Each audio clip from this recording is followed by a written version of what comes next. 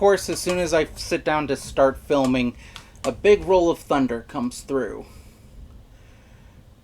Yeah, I do what I can for sound, but if you hear thunder throughout this video, there's nothing I can do about it. It has been too long since I last talked about a season of my favorite childhood show. Before we get into Season 2, let's do a quick refresher. Code Lyoko is a series about a group of 4 students at a school called Caddick Academy, who go to a factory to go to a virtual world called Lyoko, to shut down towers that allow one of the native residents of Lyoko, Xana, to do attacks in the real world. They shut them down with the help of the other native resident of Lyoko, Aelita, who they spend Season 1 working to get out of Lyoko and into the real world so that they can shut down the computer and stop Xana permanently. At the end of Season 1, they finally succeed, but unfortunately, Xana put a virus into her that made it to where if they shut down the computer, which would, as I said, stop Xana permanently, Aelita would also die. So they have to leave her in the computer for now and work to get the virus removed. And that was the state of the show at the end of Season 1. Let's just dive straight in with Season 2. And it's best to just start with the season premiere, New Order. As I alluded to last time, this season has a new theme song. Well, the visuals are different. The song itself is the same, and mainly because I love the way the first season's visuals were arranged. I was never going to like this second season's new version. It's fine. It's not bad. One thing that is notable about it is it features a lot more shots from Lyoko, which does indicate that Lyoko is going to be a lot more involved than it was in Season 1. That is something that I didn't fully realize until I was actually editing the Season 1 video. Like, aside from Aelita, Lyoko was mostly absent from Season 1 until the last 3 minutes of any given episode. Like, I kind of sorta knew that, but I never actually fully noticed it until I was having to, go through the video clip and just find the one segment on Lyoko, which I'm like, oh, it's always in the last few minutes of the episode. So, back to the season premiere, the episode actually starts with everyone on vehicles. I love the vehicles. They're really nice, and they're mostly perfectly characterized to the users. Like, Odd being on a flying skateboard is perfect. Ulrich getting a single-wheeled motorcycle is also excellent. Yumi is the only one that I don't feel works as perfectly. It does work for her, a bit, but it seems to have mostly been designed so that Aelita can most easily join her on her vehicle, rather than the others. Although she can join on the back of the motorcycle or on the back of the board. So, she can, it seemed like it was designed so that Yumi is the go-to person for that, which just makes it slightly lesser for Yumi, in my mind. As they're traveling through Lyoko, they see a new type of monster, one they will eventually call a tarantula. And as a kid, learning that there was a new type of monster was instantly very scary. Jeremy also analyzes and says it has more life points than other monsters, and that just adds scary on top of that.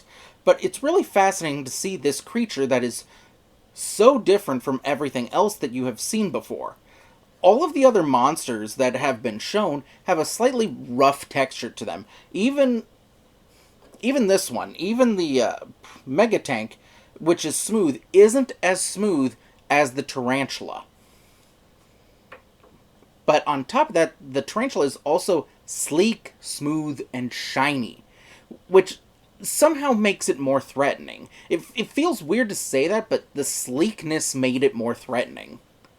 Now, speaking of my toys here, looking at this, the tarantula, this one, stands out a bit.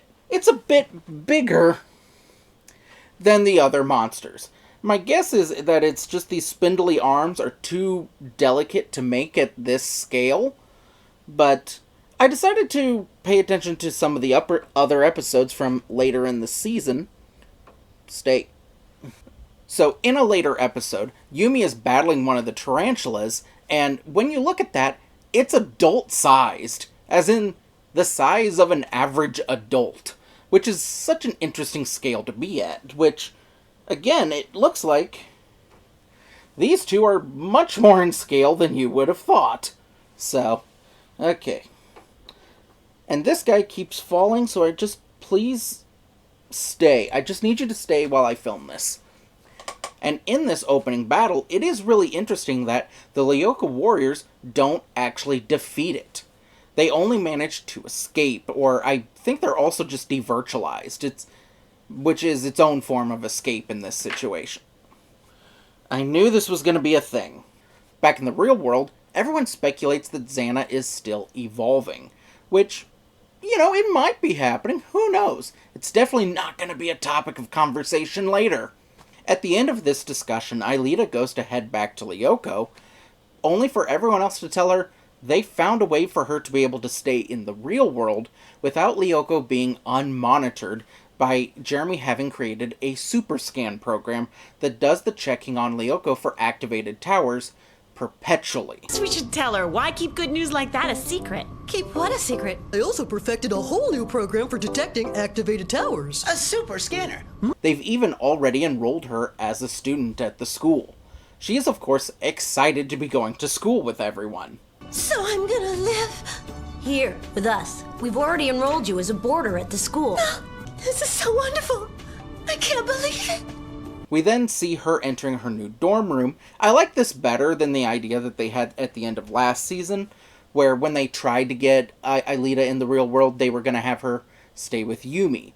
And bringing her in with the others connects her more, and it also allows Yumi's unique character trait of being a bit more alone than the others by keeping her being the only one off campus. In my mind, it does add something to her character that would have been taken away if Aelita lived with her. We then get to see Jim showing Aelita to her new room, where she has kept the cover that they had at the end of last season when they tried to bring Aelita back, of her being Odd's cousin from Canada. And here, though, she has given herself a much better last name of Stones. Stones. Aelita Stones. Like the rock group. I'm Odd's cousin from Canada. Oh. Which is an infinitely better fake name than what they had at the end of Season 1. Aelita. Aelita what? It's Aelita, Lyoko. Afterwards, we have seemingly skipped Aelita's first day, or at least her introduction to the other students, because we start with Aelita being included in a field trip that everyone is going on to the forest. Okay, first of all, a field trip to the forest feels odd. Also, starting off with a field trip is just, I don't know, it's always felt odd to me. It's not bad, but it's such an interesting thing. It's probably just a massive coincidence that her arriving at school came at the same time as a big field trip, but yeah, it's odd. We see Aelita and Jeremy getting reacquainted after her moving in, and them teaming up for the field trip because, of course, they're teaming up. We then see Ulrich getting ready to talk with Yumi, presumably about his feelings for her, when he is interrupted by a new character, William. Ulrich is very upset that someone else is flirting with Yumi. Something that I really like about William's introduction here is he's not a student that was around that we just never saw in Season 1. He is explicitly written as a new student to this school. He was apparently kicked out of his last school, which, according to Odd, makes him cool. He got kicked out of his last school. He's totally cool. William describes himself like this. I wouldn't really call myself a rebel. I'm just a little rebellious. Which tells you so much about him. In another part of the forest, Jeremy leaves to get his laptop that he forgot, which has the Super Scan program on it. Okay, Jeremy, it's been one day. You said you would keep Lyoko safe. Just keep your laptop on you. How could you let this happen? While alone in the woods, Aelita gets spooked by the noises of the forest. I would assume based on her experiences mainly being in Lyoko, where literal monsters are everywhere, she is scared of the kinds of monsters that potentially could be in the forest, and she ends up just running away. Aelita makes her way to a mysterious ivy-covered house in the woods named the Hermitage, where Aelita is struck with strange visions.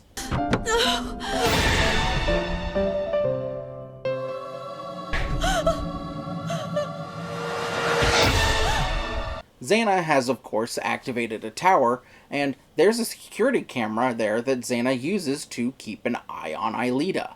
Later, the others are able to find Aelita, but also find the house has been booby-trapped, and Xana uses those traps, and they barely get Aelita out, but Ulrich and Yumi end up stuck in a room with a sliding metal door that can't be opened as steam starts to slowly heat up the room. Man, whoever owned this house was crazy! While the others go to travel to Lyoko and turn back time with the Return to the Past program to save them, Ulrich and Yumi have a conversation, mainly about Ulrich's insecurities about William. And it's a great scene showing their relationship, which has gone down a bit since they almost kissed on Lyoko last season. The others, of course, succeed in deactivating the tower, and afterwards, Yumi quite literally says the point about the whole Hermitage stuff was a new mystery to solve for us. I know the end of Season 1 did set up for a second season, but these mysteries are much more intriguing than just a logistical problem of finding the antivirus program, which is really just a redressing of the find a program to get Aelita materialized plot that carried Season 1. With these kind of mysteries, you can let plot happen. And I like filler. Don't get me wrong, filler is great. I went on for a while last time about how great filler is. But you can't sustain an entire show on it. You have to start engaging with plot, and this is an excellent hook for the season. All in all, I'll say this episode functions really well as a second pilot for the show. And the reason why this really plays as a second pilot is the show Bible, the document that keeps all the information and continuity about the show as they're writing it, changed between Season 1 and 2. According to the amazingly well-kept fan forum on this niche show, the creators went on fan forums and discussed what fans wanted out of the show. And after that, the director and the head writer changed a lot about the backstory before Season 2 really got underway, which was relatively easy to do considering Season 1 didn't have a lot of explanation for them to work around. Also, as part of the changes with this season, they revamped the 3D animation. It now looks closest to what I would call CGI clay, and I mean that in the absolute best way possible. Like, it looks more tactile, and I like that. Also, when it comes to the changes for this season, that fan forum I mentioned earlier goes in specific detail about how the forest sector changed in Season 2, because it is the most drastically different from Season 1. And in my opinion, the change makes the forest sector look more digital. And I do have some kind of mixed thoughts on that. I really like the terrained look that it had in Season 1, but it is more digital-like here, which the terrain look is nice, but it is more real world. So, yes, it is better for a design that's supposed to be a computer world. One other change for this season is Season 1, during the title cards for the episodes, didn't list episode numbers on screen, but here there are episode numbers listed, and they just kept going up from Season 1. So the numbered episodes for this are 27 through 52. Also, like I said during the Season 1 video, I hadn't rewatched Season 2 yet when that happened, so I speculated that this season would have a serialized plotline. It doesn't, but it does have story arcs now, rather than a fixed setting that is always returned to. And also in this season, circumstances change throughout the season that affect the rest of the season, which is a much more compelling setup. So they changed a lot between Seasons 1 and 2. The question then becomes, what kind of non-aesthetic changes could they have made? Well, let's take a look at Episode 2 and see what else was changed. In this episode, they find that the Hermitage was owned by someone named Franz Hopper, who used to be a teacher at Caddick. I found a deed signed by a Mr. Franz Hopper. So I did a search on Franz Hopper, and guess what? He was a science teacher right here at Caddick Academy. They end up taking some books from the house that will definitely not help them later. Aelita is feeling really alienated for reasons we'll get to later, and decides to virtualize herself and go back to Lyoko. And while there, she is attacked by monsters, but they don't try to kill her. They push her towards the edge of the world, and then a mysterious sphere with the Xana eye appears. Afterwards, when Jeremy's looking at the map of Lyoko, he can't find her anywhere. She has apparently disappeared from his screens, and that's all he can tell. He does eventually manage to find her on a 5th sector.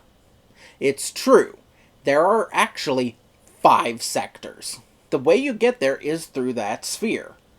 But you can't just walk to the edge of the world and have the sphere appear. You need a password. And Jeremy ends up looking at the history book he got at the Hermitage to find the password they need. Now, kids who grew up watching Phineas and Ferb all know that the end piece of a shoelace is an aglet. I know that the Carthaginians were beat by Scipio. Scipio. Who defeated the Carthaginians? Scipio! Scipio! Upon entering the correct password, the sphere descends for the others, and then a tracking shot appears, and I always love this kind of ridiculous tracking shot.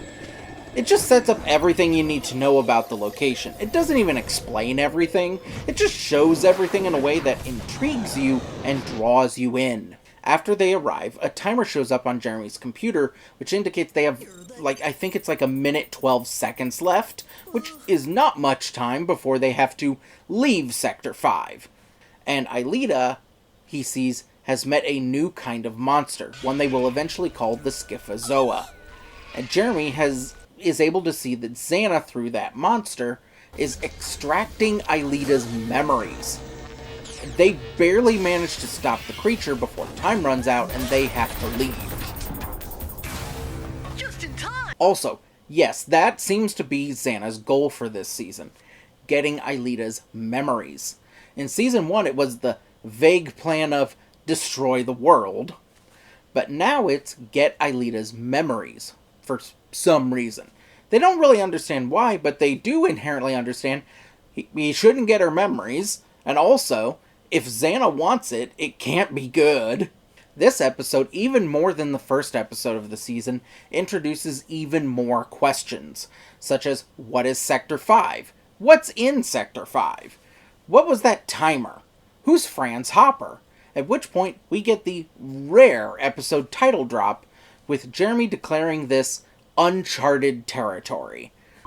Whoa, not so fast. I have to study it first. For now, it's uncharted territory. So, they need to research it before they go back. Okay, quick side note. Something that always bugged me was, why call it a Scyphozoa? It's clearly some kind of jellyfish-like thing, so why give it a fancy scientific-sounding name? Yes, apparently this proper scientific name of jellyfish is Scyphozoan. Except apparently that's not how it's pronounced. Apparently it's Scyphozoan. Wait, hold on. That was just checked with Google the other week. Let me... this isn't a joke. I literally didn't double check this. I just happen to have my iPad here. Okay, how do you spell it? S-C-H... Okay, so it's true jellyfish, not just jellyfish. Yeah, this was worth it. I can't find it. Yeah, but according to one thing I checked, it is called a Scyphozoan, not Scyphozoa. Anyway, at least we all technically learned something here. Let's talk some more about Sector 5. The very next episode is called Exploration, where they, of course, explore Sector 5. And this sector proves to be much more dangerous, given the more powerful monsters that are there, and the fact that they have to hit a key in the wall that moves around, and the whole space rearranges every time they come there, they eventually find. And they only have 3 minutes to find the key before they have to get out.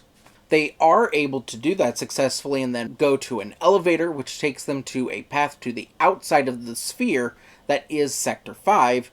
And on the outside, they find a panel which gives them full admin access, essentially, to Lyoko. and Aelita is able to see that it's where Xana lives. Sector 5 is where Xana lives! That panel is clearly so powerful that it narratively has to come with a downside. And the good thing is, there is no downside to it.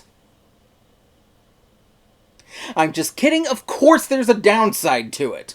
When Aelita is using that panel, Jeremy can't do anything on his side of the computer, which they need him to do to load up the vehicles, considering mantas are coming out of the outer walls. It's not the walls of the sphere. I'm just going to show a visual, it's much easier to just show it, but they have to get the vehicles so that they can attack those creatures before they attack them, which honestly is just a... Jeremy not being able to do that is a fair trade-off for the level of access they get at that panel. Now, they don't directly follow up on the Sector 5 stuff or really learn a super ton more than this until towards the end of the season, but they do go to Sector 5 and use it to gain more information that they need on stuff whenever something of, like, deeper information about Lyoko needs to be known. Now, let's talk about another mystery for this season, Franz Hopper. Now, I do have a single big problem with this mystery, and that is that at least I would say a very big chunk of it does not hold up super well. Since the end credits, since episode 1, before we even learn about Franz Hopper, gives a lot of the game away, including stuff that I'm fairly certain is not revealed until season 4? Don't worry about the name there. It's not important. In an episode called Mr. Puck, Aelita has another vision and returns to the Hermitage and finds a doll, which she knows is called Mr. Puck. This is definitely not important, but with the doll comes a key, which Jeremy realizes is a key to a bus locker, which contains CDs that have the diary of Franz Hopper, which is encrypted. And I'll just say, with something we learn much later in the season, I'm amazed that locker stayed locked this entire time. Like, the show clearly is taking place in 2005, so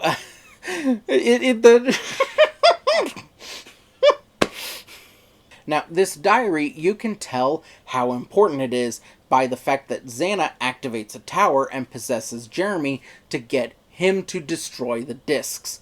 Now, I know what you're thinking. That's a very different technique for Xana. I didn't know he could do that. We'll talk about it later. Now, thankfully, they didn't actually lose the diary.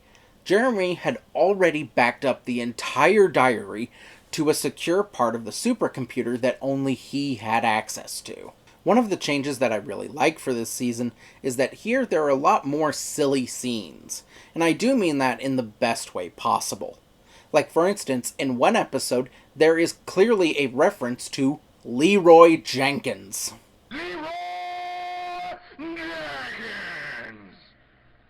Oh my god, he just ran in. In one episode, Xana is sending crabs out through the scanners like he did with the Cancrolots in the season finale of season 1. Now, how do the crabs fit inside of the little scanners? Don't worry about it, it's not important. While in the factory, Jeremy and Odd are trying to find a way past the crabs that are blocking the path to the elevator, where Jeremy decides to just write on the floor and draw out a plan for how to get past them. And Odd just jumps into action by literally jumping into action. To point E without being spotted by the crab K. Odd! He just leaps down onto the crabs. The only way that this doesn't really fit in with the Leroy Jenkins meme is that here, the Leroy Jenkins plan works. It successfully distracts the crabs, and Jeremy and Aelita are able to get on the elevator without being harmed. In another episode, we get a fun little moment where the Cancrolots keep trying to stop, but accidentally bump into each other, knocking each other off of a small cliff. Then, in another episode, the Lyoko warriors have lost their weapons, it's not important, and Odd chooses to just box one of the monsters, and you hear boxing sound effects. It's great.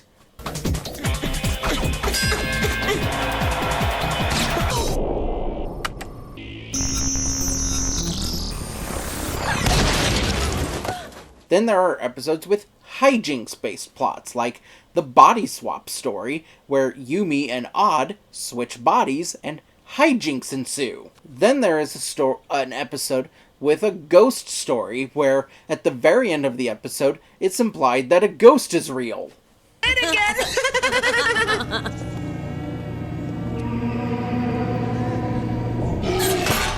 It's just a lot of fun wackiness this season. One of the big things with this season, though, is how Aelita is integrating herself into the real world.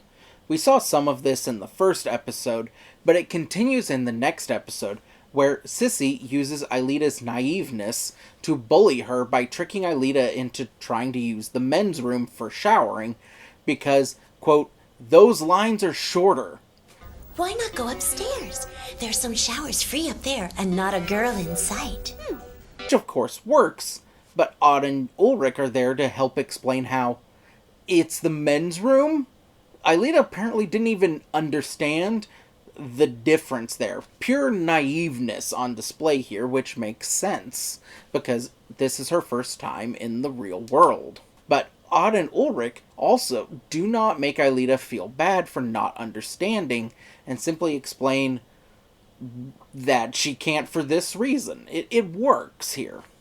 We then see a scene that is very relatable to me, where Aelita is just trying to figure out what food to get in the lunch line, and everyone yells at her for taking a long time and not being sure what food she likes, and she ends up just going through the line and getting nothing. That was the setup that led to her choosing to go back to the virtual world. Later in the season, she finds a hobby that, honestly, I wouldn't have guessed would be an interest for her. You're gonna see. DJing. Totally It's really interesting. It helps her find her own place apart from the group in the real world, because no one else in the group does music in the way she does here, and she's apparently really good.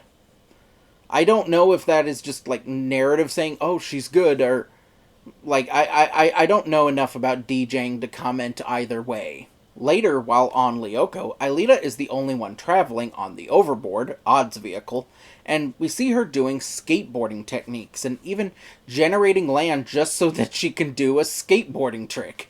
It's really great seeing her own personality and interests growing as the season goes on. But it's not all great for Aelita. In one episode, everyone's getting a health check, and they don't have vaccination records for Aelita since she is a humanized computer program, and they try to get by without her having vaccines. Is it bad if we forgot to bring our health record and if we haven't had all our vaccinations? Well, yes it is. Okay, I understand that it's different in this circumstance, but please, for the love of God, get her vaccinated. I can't go back! Aelita isn't the only native of Lyoko to change this season. Xana does too, and for that, let's give a little background first. In Season 1, every episode ended with a return to the past, and it was presented as an automatic process as part of deactivating a tower. Maybe sometimes Jeremy had to physically say it out loud to cause it, but it was presented as a more or less automatic process. Now that is different in this season. Here it is a separate process that is run from the factory computer. It's not a bad change, but it is definitely a change from Season 1. So with that background, let's talk about Episode 30, A Great Day. I can summarize this episode in one clip.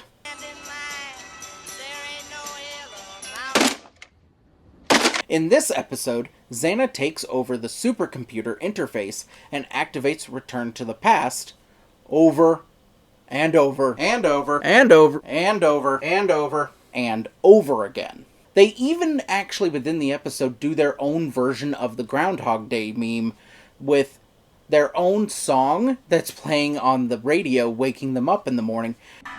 No, you're not dreaming, or rather, you're not dreaming anymore. The birds are singing. It's the Sky Radio with the sub. Which is the end credits theme? Which is, within the show, a song by a group called the Subsonics. And I love this detail of the music technically coming from within the show, rather than being a thing put on the show. It's just a fun little quirk.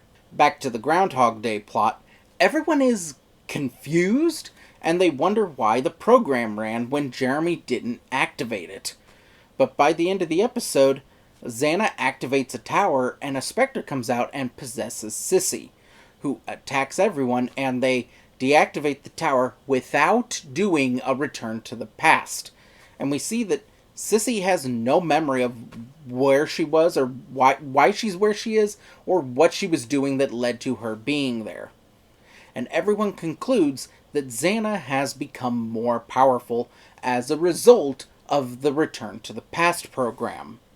I feel like this was done because the first season was slightly too easy, and this raises the stakes narrative-wise, because now they can't just do whatever and have no consequences. One of the consequences that comes about is the possibility of any of the Lyoko warriors becoming possessed, as we saw earlier in the video when Jeremy became possessed by Xana, and so the possibility does exist for the other Lyoko warriors to be possessed. So, let's see how that happened in that episode. Now, interestingly, before possessing Jeremy, Xana had tried to possess Ulrich and Odd. Everyone guesses that the reason why Xana couldn't possess either of them was because they go to Lyoko often, so to protect Jeremy, they decide to send him to Lyoko, which we sadly do not see. Odd and Ulrich just say that he looked, quote, ridiculous. And Jeremy says, "That's the last time I ever set foot on Lyoko. I think I'd rather be possessed by Xana than go back there." Now, within the group, everyone has their place, and his is not on Lyoko. My only real other comment on this plot point is I feel like my favorite episode, which I talked about last time, Ghost Channel, would have worked even better if this episode somehow came out first, to make the fact that in that, Jeremy goes to Lyoko willingly and enthusiastically hit that much harder.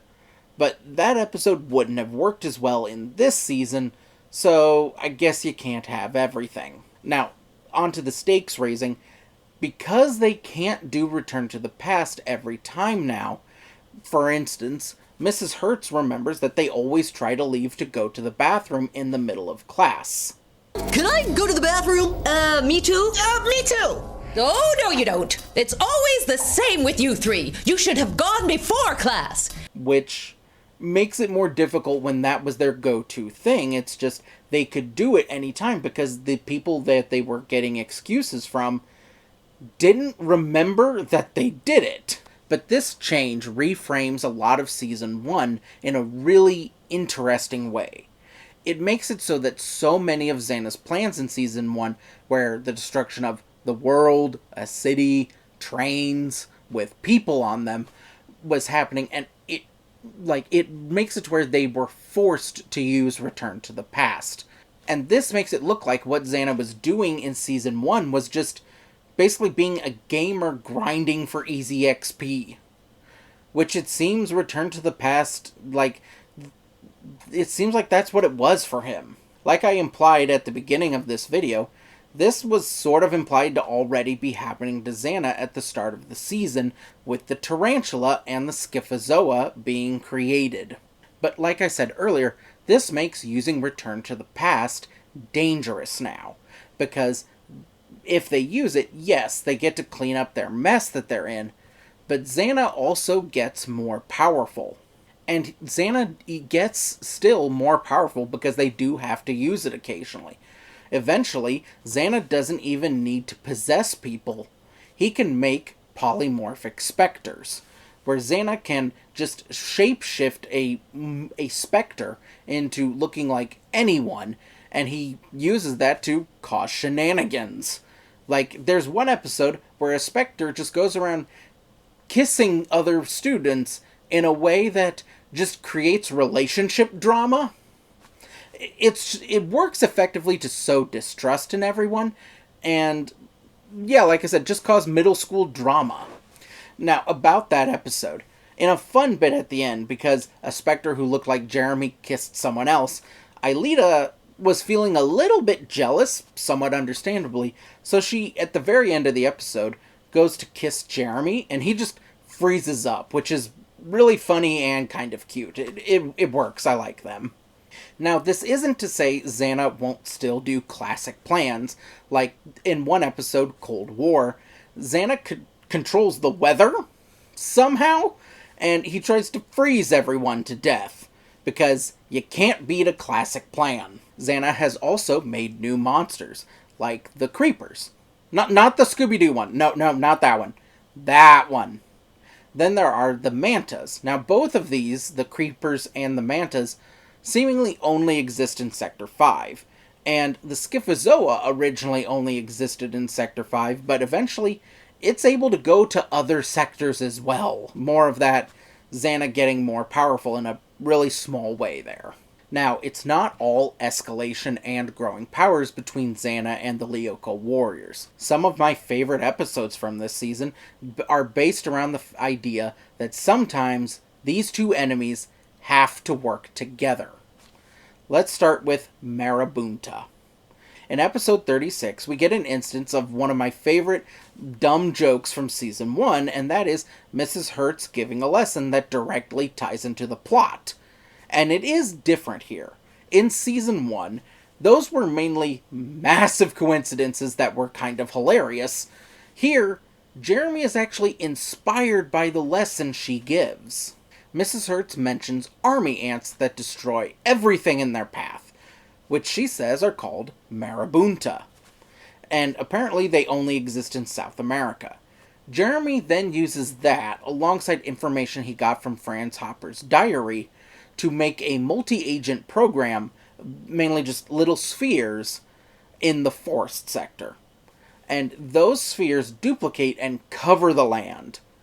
And what they do is, they just always attack Xana's monsters and kill them. But they don't kill the Lyoko warriors. So, with that plan in place, they don't have to put up much of a fight. They can just walk into the towers and deactivate them.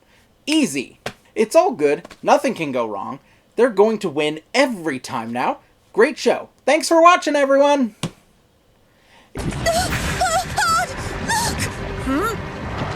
Okay, it turns out something went wrong.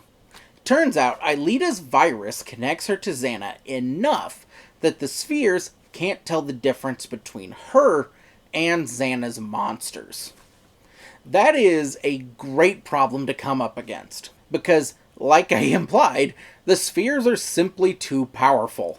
The series would become boring if this had worked. But what's really great is, because Xana needs Aelita alive for her memories, they have to work together. Including at the end of the episode, a crab lets Odd ride on it while going to the original sphere, so that Odd can shoot it with an arrow that has a virus that will delete all of the spheres. Then the episode truly ends with one of my favorite moments. The remaining monsters that had all worked to help keep Aelita alive, and also save the other Lyoko warriors because it's a temporary truce, they all just bow and then leave. It was a temporary alliance, but it was still an alliance. Let's go to a later episode where they also have to work together, but it goes a little different. We start with Xana possessing Peter Duncan, a murderer who is being transported between locations. I guess if you need a guy to commit crimes under your influence and not have that be believed, like, have it not be believed that you are possessing them, getting an unrepentant murderer is the best way to do it. This episode doesn't actually state directly at first what the issue is. You just see what it is as you go, which I really like. You quickly realize that Aelita and Duncan the murderer are getting simultaneous headaches and passing out at the same time. They also wake up at the same time. And we learn via Aelita that her heart is stopping. Yes, she is having multiple heart attacks. And because it's heart attacks, she has to be taken to the hospital. Also, after one of those heart attacks, there's a line from a doctor that always made me laugh for some reason. It's room 117, little Aelita. Oh, little Aelita. While this is happening, Odd and Ulrich are on Lyoko trying to figure out what's going on, if this was a Xana attack. And at the same time as one of the headaches/heart attacks, we see Lyoko disappear under their feet. We then learn the answers as to what's going on. Oh no, the nuclear battery's going dead! The nuclear battery that powers Lyoko is almost out of power.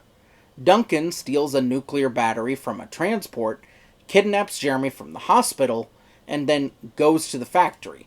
The reason for this is, since changing the battery involves the computer shutting down, he needs Jeremy to be the one to change it afterwards, instead of doing like they did in the Marabunta incident, where Xana and the Lyoko warriors just walk away after a temporary alliance. Duncan, upon waking when the power is back, tries to kill Jeremy, and the Lyoko warriors have to shut down the tower.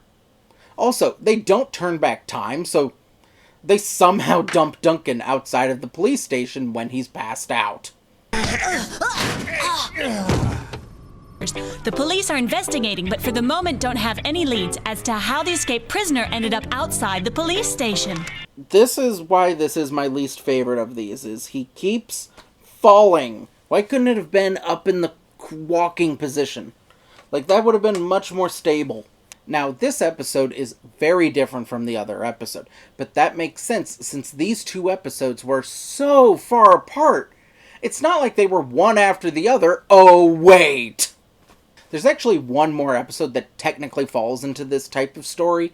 It's not exactly the same, but it has a moment that is vaguely in line, so let's talk about it.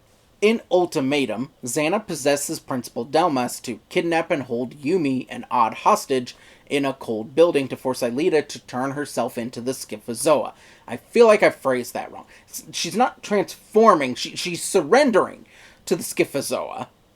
And when the possessed Principal Delmas learns that Yumi and Odd will freeze to death before the ultimatum, because Xana needs them as hostages, Delmas gives them his jacket. It's really small, but I really like that scene. Now, let's move on from agreement to disagreement.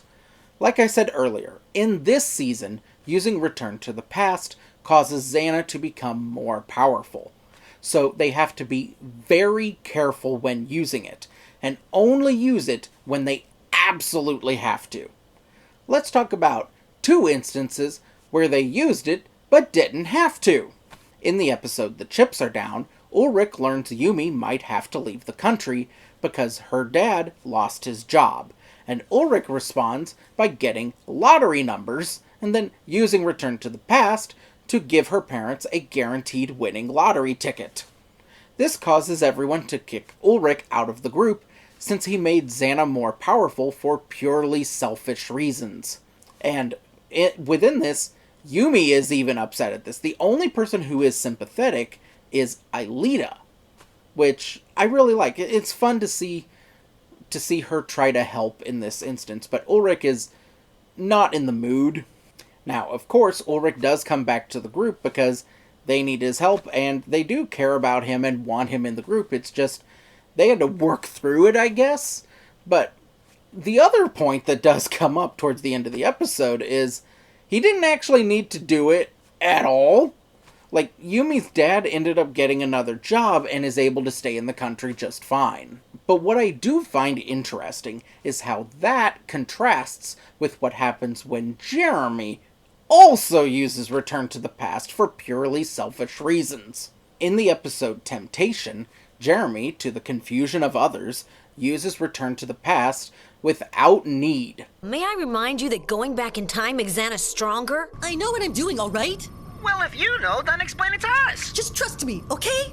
And they eventually learn he used something he decrypted from Franz's diary to make a device to where he can use Return to the Past to enhance his own intelligence.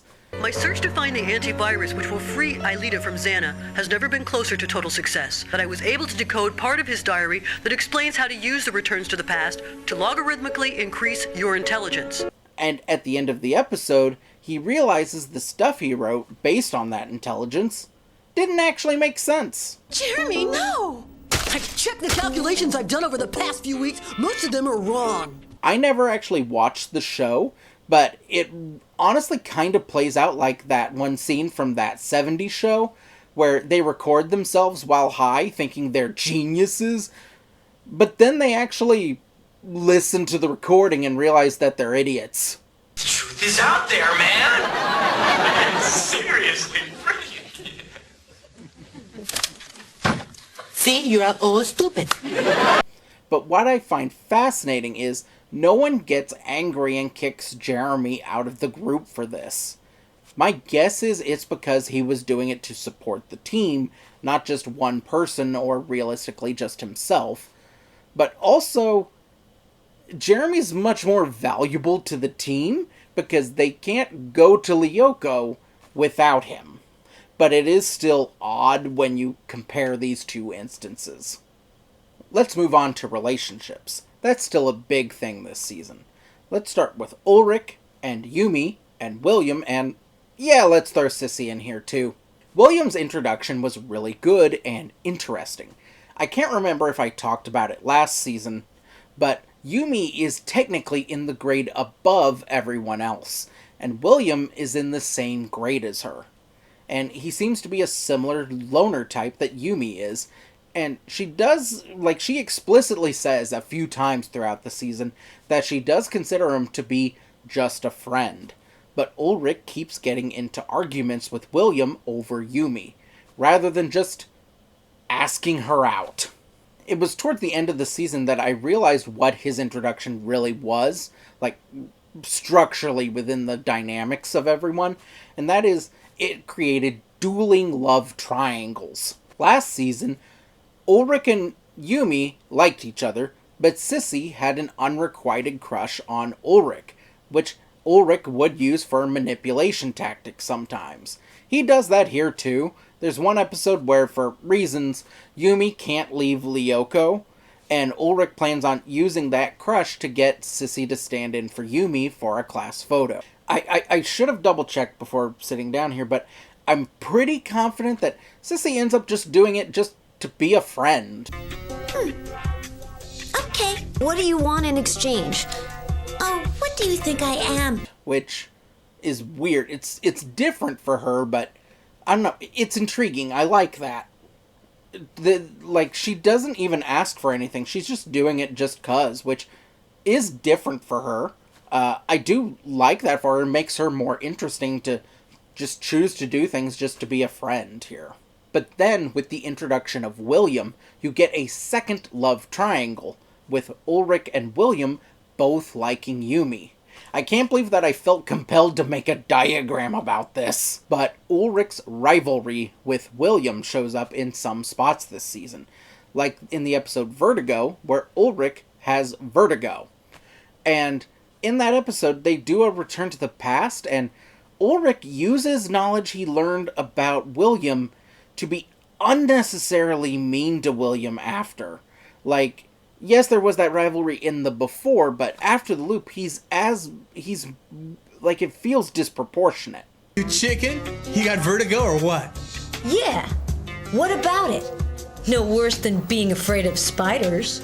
But then later, there's a moment where Ulrich and William put aside their differences and work together, which is nice, where they both save Yumi. Also, to help characterize William better, we might as well talk about the episode where William steps up and tries to help everyone. Xana has possessed Kiwi. Don't kill the dog. I will call John Wick. It's actually to have Kiwi bite people and turn everyone into zombies. Classic plot. But everyone is trapped in the cafeteria, and William takes charge to protect everyone from the zombies, including the Lyoko warriors, who can't get out to deactivate the tower and actually solve the problem. And I really like William here. He is doing what he knows to be best, which makes the conflict work really well. Everyone involved is doing the correct thing. It's just, for the Lyoko warriors, the right thing is not believable. Understandably not believable. Eventually they do get out and turn back time because Yeah, of course they have to. But my favorite moment with William comes in an episode we've already talked about, Marabunta. In that episode, Ulrich and William are in a high dive measuring contest where Ulrich has to go to a higher dive to prove he's better than William. And he nearly drowns for his troubles. William does save him, and afterwards, we get a really great scene between William and Sissi, who is also there. You see the two of them bond over their inability to get the people they like. Have you been crazy about Yumi for a long time? Forever. I've had a crush on Ulrich since elementary school. If it weren't for that stuck-up Yumi, If it wasn't for that big shot Ulrich, Which, to me, is a really great point of commonality between them that could have blossomed into a romance, but it didn't. And back when I read fan fiction, I tried to find a pairing of the two of them just based purely on this scene, but I couldn't. For some reason. I'm not sure why. There's potential there. Like, why isn't this a thing? And we should talk about Jeremy and Aelita. But there sadly isn't a ton to talk about with their growing relationship, mainly because most of it comes up in the plot stuff that I want to talk about later, but it's mostly just little moments here and there, and there's also just much less drama than there is with Ulrich and Yumi, making it much less interesting for me to talk about. But I will talk about one spot that does technically tie in with the William versus Ulrich plot, and that is where the girls are discussing if guys would defend them, and Jeremy responds to Aelita like this. Would you fight over me, Jeremy? I fight for you every day, Aelita. Against Xana. Oh, Jeremy, you old romantic. Last time, I mentioned that Jim wasn't at his funniest last season. Well, now is the time to finally talk about it. We keep learning, throughout the season, about Jim's random past, and we hear about jobs from his past that Jim would rather not talk about. Like when the teachers follow Kiwi to the sewer entrance to the factory. This reminds me of when I used to work in the sewers. To which the principal asks, You used to work in the sewers, Jim? I'd rather not talk about it. Ladies and gentlemen and others, we have a recurring joke! In another bit, at the school, we get a police officer to help teach driver's ed, for some reason. At which point, we get more Jim lore, as he says his military background, and then does what I can assume, based on the reaction, is the wrong salute. Corporal Jim Morales, 7th Engineering Battalion, serial number 92121. At ease. So, yeah, it's just fun bits with Jim this season. Now, I've kind of mentioned this earlier, but this season's plot is very front and back loaded, with the middle just letting you sit with all the mysteries. So, let's talk about the last 4 episodes of the season. So now, let's talk about Franz Hopper. The episode. Yes, they named an episode after the character. It's great. The episode is mostly notable for the introduction of Franz Hopper, who just shows up. There's no work to find him. He's just there now.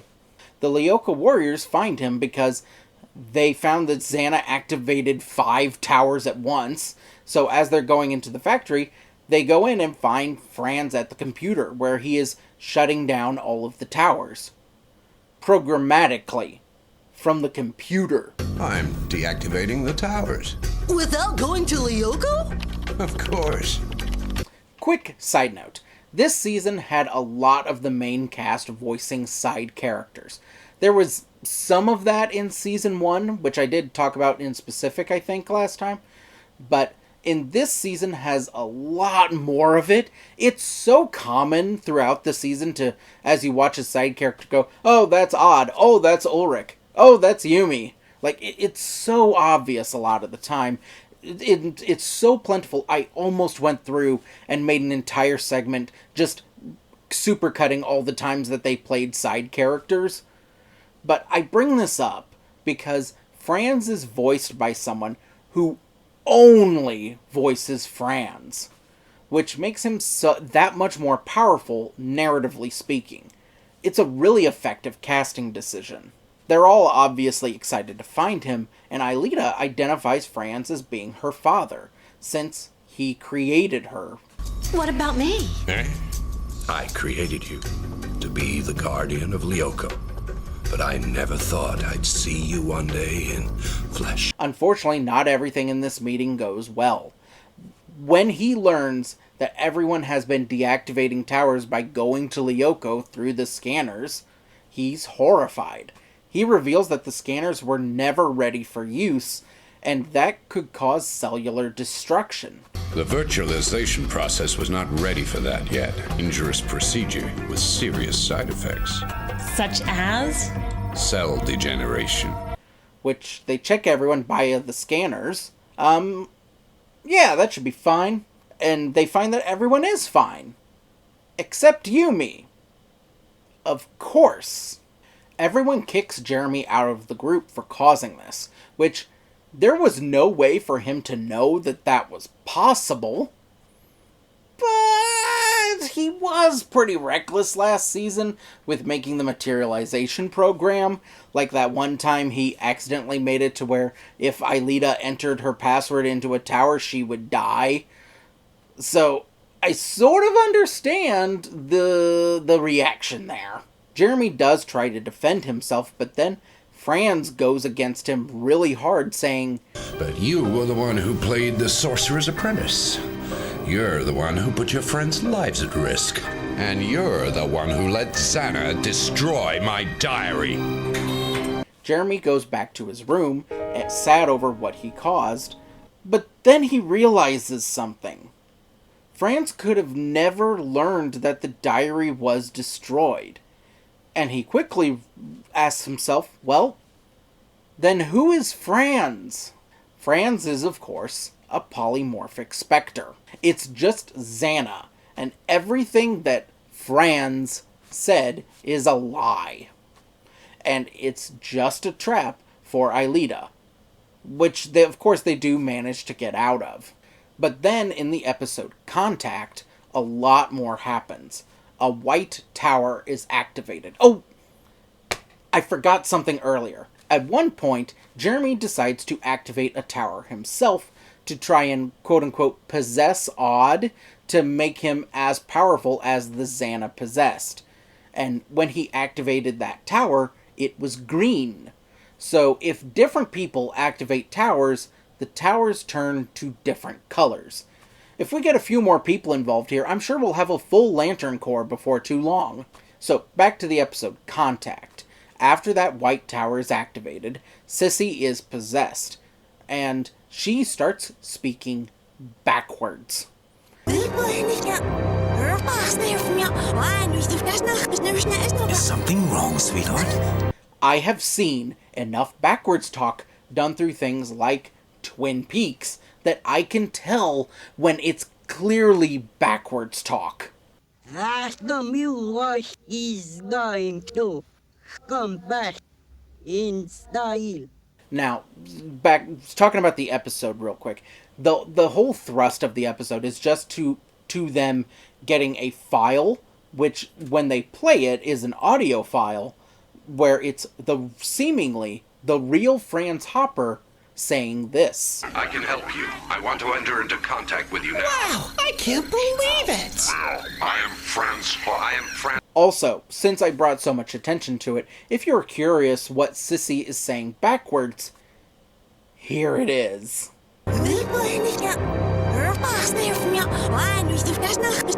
Is something wrong, sweetheart? I can help you. I want to enter into contact with you now. I'm Franz Hopper.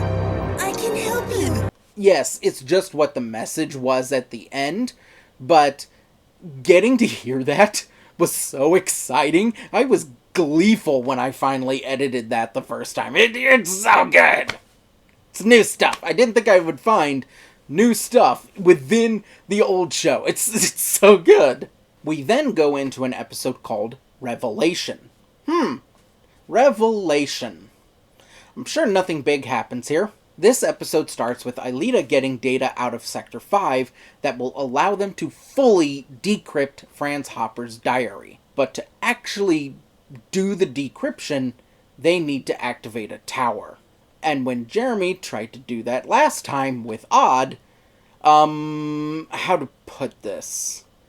Xana was able to take over the tower, and it really hurt Odd. So there are risks with this plan, but it is the only way. So obviously the plan doesn't have a high chance of success, and it of course doesn't go well. There's a fake Odd who gets virtualized and regenerates into Ulrich, leading to a Star Wars Jedi Sith battle. It's great, but not important. But the tower eventually activates White, thank you Franz, and they get the full decrypted diary. In the aftermath, back in Jeremy's room, Jeremy has reviewed the irrelevant information and tells everyone what he found. Namely that Franz Hopper, of course, lived on Earth at the Hermitage before being taken prisoner by Xana on Lyoko. But also... But what we didn't know was that he had a child. A little girl. And he virtualized her, too. Aelita's reaction to learning this information is honestly perfect. But that's impossible! If Hopper's daughter were on Lyoko, I would have definitely known! I'm not... I really love her complete denial of the truth, and her framing of it to where she's unable to process a reality where her actually being human isn't really possible to her until it is. It's great. I really admire this episode for also not even saying it out loud, like I annoyingly am. It's just obvious without actually saying the words. Aelita is the daughter, and not a virtual person. This was actually really well foreshadowed. In this season, at least. In the episode Mr. Puck, that episode starts with us seeing a real-life version of the toy they eventually find, running through the forest being pursued by wolves. This is a nightmare that Aelita wakes up from. When showering later, Aelita has another vision where she again sees the wolves. Jeremy suggests going back to the Hermitage to see if it can help with her nightmares. Everyone goes to investigate. They go upstairs to a bedroom, and Aelita gets another vision. And in that vision, we see Mr. Puck hiding in a tree, and he opens up a box with a glowing light. And this, it's just a metaphor for Aelita going in the computer. In a later episode at the Hermitage, Aelita is seeing even more visions, and she sees the Hermitage being invaded by people in black suits. In that episode, everyone thinks that the visions were sent by Xana as part of the activated tower, and they seemingly were, but no one actually knows why those visions and where they came from. But we learn here those are seemingly her actual memories. It was foreshadowed just enough that I'm sure some people, I'm sure they would have guessed. But I didn't, and this shocked me when I was a kid. On to the next episode, The Key. Here we are. Season finale. In the computer lab, we see Jeremy reviewing footage of Franz Hopper's diary, all of which takes place on June 6th, 1994. June 6th, 1994, day 67. He literally starts each clip saying, June 6th, 1994, day whatever. Then we see another clip, June 6th, 1994, day a higher number. It becomes clear he used Return to the Past a lot. June 6th, 1994, day 639, day 1265, day 2546. He spent over 2,000 days on June 6th, 1994. If I was a much better YouTuber, this video would 1000% be released on June 6th. We do learn a not quite fully fleshed out backstory for Franz, Xana, and Lyoko, It's not a ton, like I said, it's not fully fleshed out, but we don't really need more than what's displayed here. Franz said that he created Xana and Lyoko to destroy a project he presumably worked on called Carthage, which was meant to intercept communications. Presumably, once they escaped to it, to hide from the government agents coming after Franz for what he did to Carthage. He and Aelita would hold the keys to Lyoko and rule it as absolute masters. Direct quote, "Just like me, Aelita will hold the keys to Lyoko. Together, we will be the absolute masters." Jeremy then concludes that those keys are what Xana has been after, which are in Aelita's memories. And Aelita concludes that with those keys, he can escape Lyoko and take over the world. We then get a bit that even as a child bugged me. Jeremy says he has concluded he was approaching Aelita's virus all wrong. It wasn't a virus. Xana took something from Aelita, a piece of her memory, and it's hidden somewhere in Sector 5. I've been wrong all along. I thought that Xana had given Aelita a virus. Xana didn't give her anything at all. He took something from her. A virus adds things. Stealing a memory takes things. How could you not tell the difference there? Like, what the hell? We then see Aelita's existential crisis over this, since she feels tremendous guilt over what all her existence as Franz's daughter has done, and goes and shuts down the computer. Jeremy quickly learns what Aelita did, and when asked why she did it, she says she did it to save the world, to save you all. We'll save it together, and then you'll have your whole life in front of you. It's a really good moment that defines both of them really well. And yes, I know in Season 1 I said Aelita was good for doing something similar. I do think it is quite different here, since in Season 1, in that scene, Xana was actively attacking people, and here it's just the potential for Xana to be attacking people. But here they can still stop it. They eventually all go to Sector 5 to get the missing segment, which is just in a room that wasn't seen before. Wow, why didn't they just turn left and check the room with the label, "Do not look, definitely nothing in here"? Now, I joke, but we don't actually see how they found this room. They just find it. We then see Xana and Franz pull out all the stops as they try to help or hinder. Franz has some mantas under his control. You can tell because of the glow they have. But Xana is attacking and devirtualizing everyone but Aelita, who almost gets to her missing fragment. But then Xana gets what he wants. The Scyphozoa attacks her, and there is no one to stop it. And it takes all of her memories. Xana has won, and Aelita is dead. We then see that Sector 5 goes dark, along with the ice sector. But then we see one tower activate in each sector, in rapid succession. Xana can now escape from the supercomputer, and we see him erupt into a storm above the factory.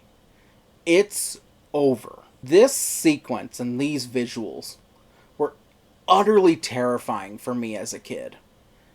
The good guys lost. Badly. But not all hope is lost. Aelita gets a second chance, thanks to Franz. And we see the story of her life.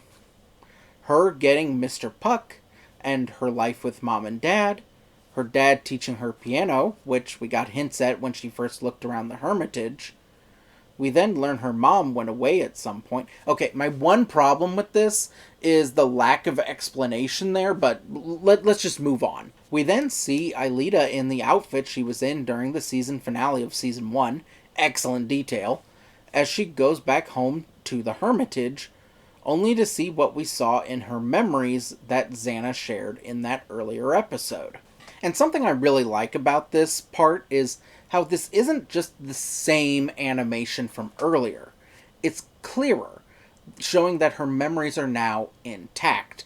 The backgrounds are actually backgrounds, and the men in black have eyes this time.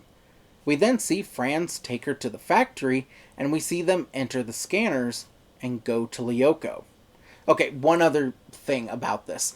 I really like how the memories start out as essentially just paintings, but then as we get closer and closer to the last day on Earth where they go to Lyoko, it's become full animation, as if the memories are, like, visually just becoming clearer. And right after that moment of them going to Lyoko, we see Aelita, back in the main plot of the episode, wake up. And Jeremy then sees Franz is bringing her and Lyoko back to life. We then see almost the exact same sequence as before, except Lyoko is returning to life. All of the towers activate white, and Franz has sacrificed himself for Aelita. She is then materialized. Back in Jeremy's room, everyone is understandably upset about Xana. Aelita is being comforted by Kiwi. Good Kiwi. Jeremy then concludes that it was her memories on Earth that Xana took from her, which kept her bound to him. But Franz gave them back. Unfortunately, now both Aelita and Xana are free, and shutting down the computer will no longer stop Xana like they'd wanted to. But Jeremy does conclude Xana is not invulnerable. They can still stop him. And that is the note this season ends on. This season steps up the game on everything from season 1, in so many ways. More plot and character development, and the plot affects other episodes, which I really love. Also, the lore this season that was truly built out of nothing is simply incredible. I'm so glad they went through and updated things to make Aelita human. I don't think I would have remembered this show as much if there weren't things like that in this season.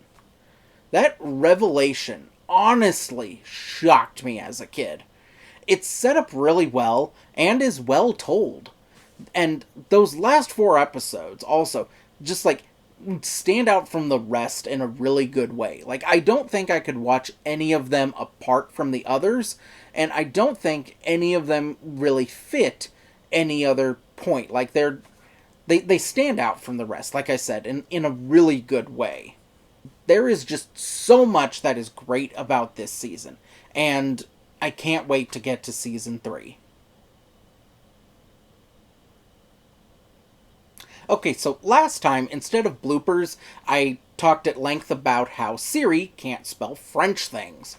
And she still can't. It was somehow worse this time. Somehow, Lyoko, which she never got wrong once last time, either my pronunciation's gone down or Siri's gotten worse, but, Lyoko was spelled wrong a lot. But I'm not actually going to show all of those here. Instead, I'm going to be talking about how I can't spell. Now, when I was making my notes, like I said last time, I used Siri to take my notes, and I knew, based just on how the name Ulrich was too difficult, that Schifozoa was, like, I didn't even try. So in my note-taking, I just called it the mind-stealing thing, because that was clear and I could substitute it pretty easily.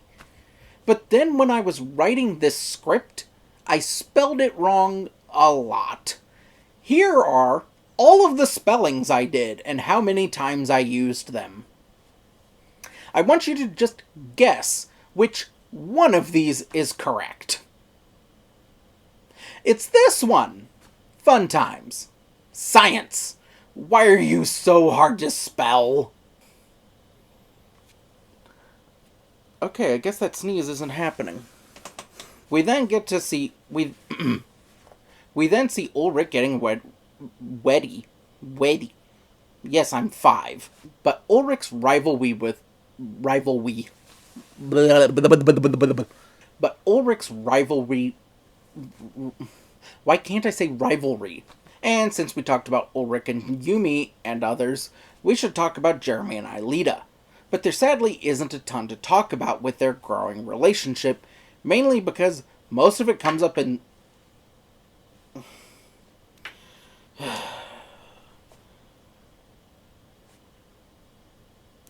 Anyone have these toys? Like, how do you keep him from falling? Please help.